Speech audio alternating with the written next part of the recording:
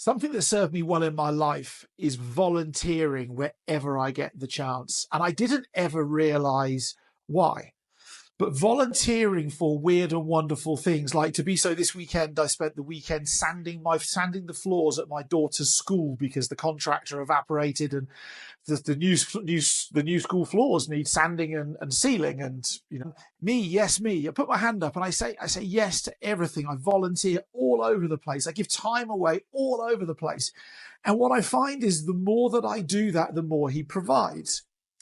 And then I stumbled in the word across Isaiah 6:8. Then I heard the voice of the Lord saying, "Who shall I send, and who will go for us?" And I said, "Here am I, send me." And this concept of volunteering is so interesting.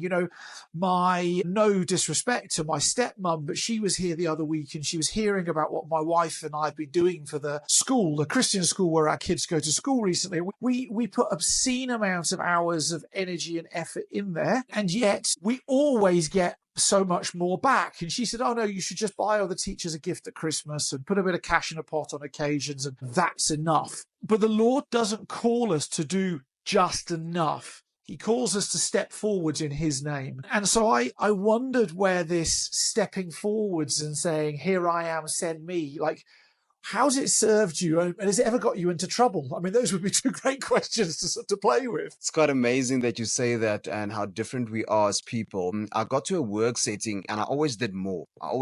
And this one gentleman, I don't know why literally when you say that, this story came up to me again.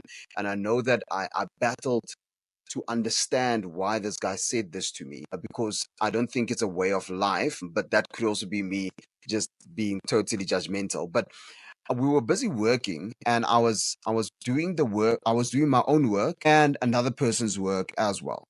And this gentleman came to me and he was like, "Why are you doing someone else's job? They're supposed to be doing it." And I don't know why it stuck with me, but I still continued doing the other person's work though. But it stuck with me that how can this person resonate like that? How can they think that way? For me, it's almost like what you say, you go the extra mile, you volunteer. And if you can help someone out, you help someone out with everything. So I guess in that part, in a way, it got me into trouble, but it's gotten me more into a very good space than anything else. And I think what comes up to me is, of course, the times that I volunteered at church, of doing the sound at my church, but it was also a way of God busy preparing me for my future, busy preparing me for me being a DJ, busy preparing me for me having to run a desk as a radio presenter, So I learned all of those things at church by just volunteering, by just saying, "Hey, this is my time. I'm going to give it. I'll mix in the band today that's going to be doing praise and worship. And this is how I volunteer." And I love the fact that everything works together for our good. More to your point, when you say that if you put up your hand and said, "Here I am, send me," you'll see that everything works together for your good, in a sense where you did that now for your daughter's school. But I think what you should also be thinking about is you are making it a beautiful environment for kids who are going to be shaping the future of our country one day. And that is priceless. That is super priceless. That's it. It's interesting, those people who say, "Oh, you shouldn't be doing that. It's somebody else's job," or it's management's problem. They haven't employed somebody, so we should just leave it undone. Kind of says more about them than it does about you, because Jesus wouldn't wander by and let the work remain undone because it was God's problem because he hadn't provided the person yet. How on earth do we create future opportunities for ourselves if we don't do things to get us experience and recognition as well by going outside of the box that we find ourselves in? It's just not. It's not possible. When my pastor says, "Can you preach?" I was like, "Well, I don't know whether I can preach or not, but I can stand up and talk in public about my views on God, Jesus, and the Holy Spirit, and help some other people fall in love deeper with them at a different level." Can I do that? Yes. But how do we progress in life unless we take on more? it's ultimately everything that we want is on the other side of a heightened level of responsibility that we take. And so I just think that involves us saying, yes, send me. I'll take that heightened level of responsibility. I think it's in John where it talks about how those who preach the word will be judged at a higher level. And somebody was saying, you want to watch out for that. I said, no, bring it on. Bring it on. I want to be judged at a higher level, because at a higher level with higher level responsibilities comes higher level opportunities, higher level relationships, higher level rewards. Bring it to me. I'm here. I'm waiting. Send me. And I just think if all of us, Thabiso, how would the world be if we all just adopted a send me attitude?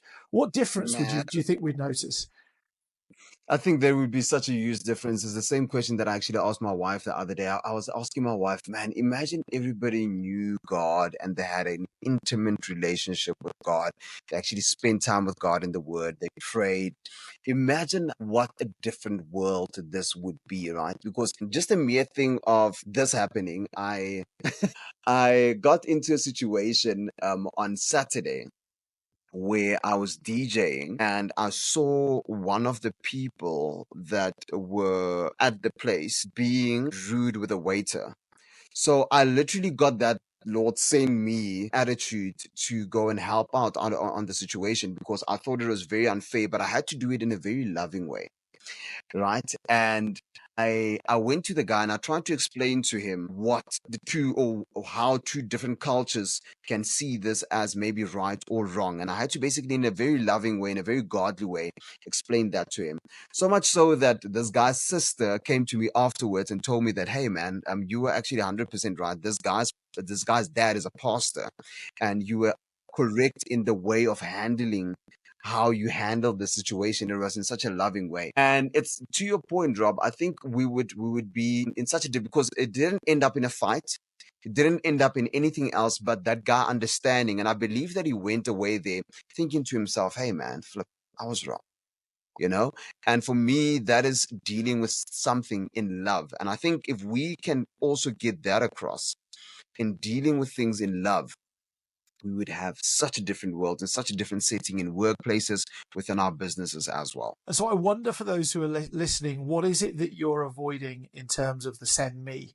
Are you trying to transact your way into your future, which is, I'll do this if you give me that, and unless you give me that, I won't do this? So that's very interesting, but that goes against Isaiah 6:8, which is just send me. Right? If you read Isaiah 6, it's not, you can send me and I'll go if you give me ... It's just send me regardless. Send me out of love. Send me out of prosperity. Send me out of opportunity. Send me to grow me. Just send me and I will do it for you. And in faith, I will trust that everything else comes afterwards. And, I did a coaching session with somebody the other week, and we were unpacking how they pray. And one of the things we found is they're praying, Lord, if you do this for me, I'll do this for you. I was like, whoa, there's the problem.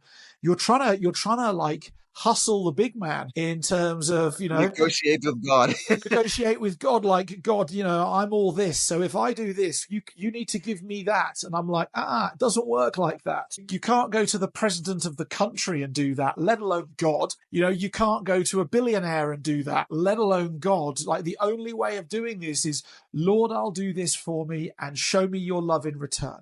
That's it. You can ask separately for things that you would like to experience in your life: healing, happiness, prosperity, possessions, relationships, whatever it may well be. But in that moment, it is, I will do this for you, and I'll trust that everything else will come.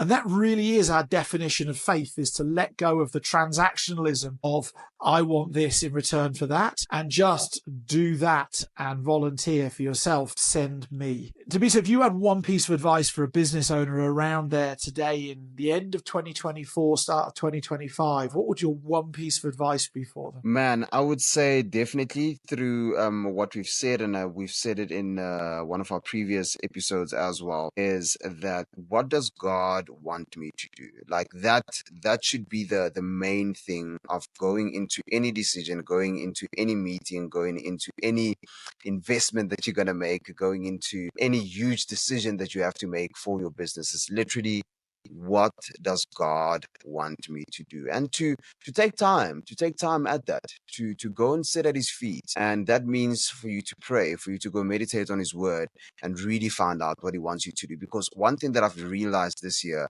is God is so audible. He is so, man, you can clearly hear him on what decisions to make or which way to go and what to do. But of course, you have to quiet the noise outside, because it's very noisy outside.